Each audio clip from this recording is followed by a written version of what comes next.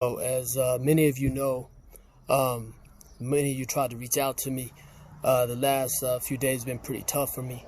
A couple of nights ago, I couldn't even lift one finger and get up out of the bed. I was that sick. Body ache, sore throat, the whole bit. My temperature was about 98, and I woke up in the morning, and it was 101. By the time I talked to the doctor and they told me to go get tested, it was at 102.8. I went and got tested, and it's the most painful experience. It's horrible. They stick a swab about this long all the way back through your nose to the back of your throat. It's terrible. I have good news though. I didn't have to wait the 4 to 7 days to get my test back. I got it back, and after talking to my doctor, they said that my test came back negative, so that's a relief.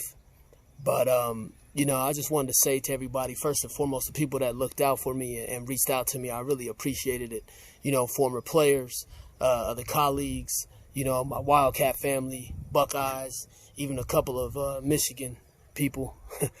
But really, honestly, I think you need to take time to appreciate what it is that we have. I got an amazing wife who was a superhero. She has been for the last 2 months, being in the healthcare industry, going to work every day, and my boys, and it was people such as, Coach Kincaid, Marcus Banks, my dude Reggie Henderson, Stacey Thomas, guys that really just called and had a million things for me to do to get me healthy, get me up and running, and just whatever I need to do to make sure I'm here for these babies.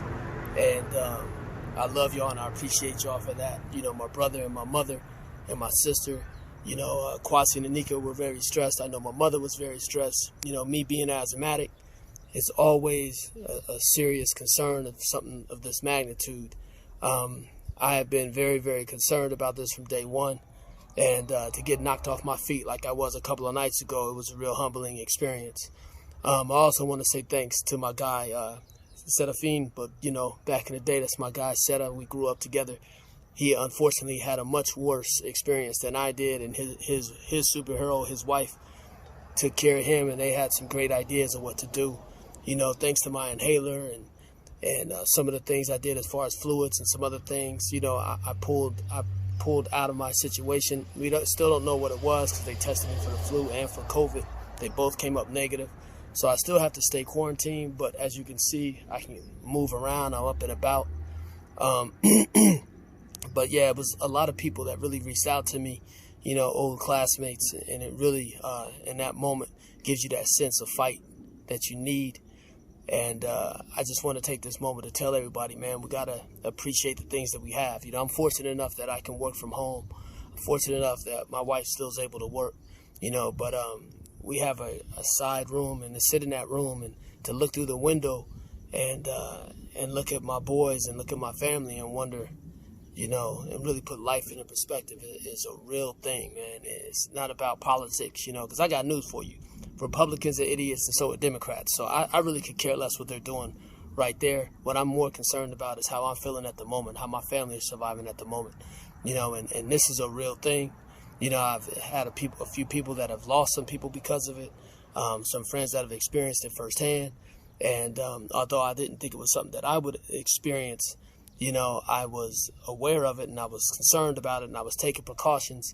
And somehow, some way, something crept into me. Now, it may not have been COVID-19, but it was something somehow. And to be in the house every day for the last month or so and staying away and wearing a mask and something still crept into me is very scary. I have respiratory infections all the time.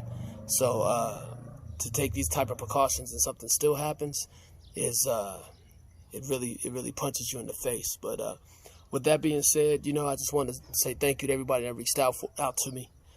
Take this very, very seriously. As Seta said, you got to have faith. And I have faith in the people that reached out to me. They restored a lot of that faith in not just myself and my beliefs, but in humanity and friendships and love and all that good stuff. So I just want to say that.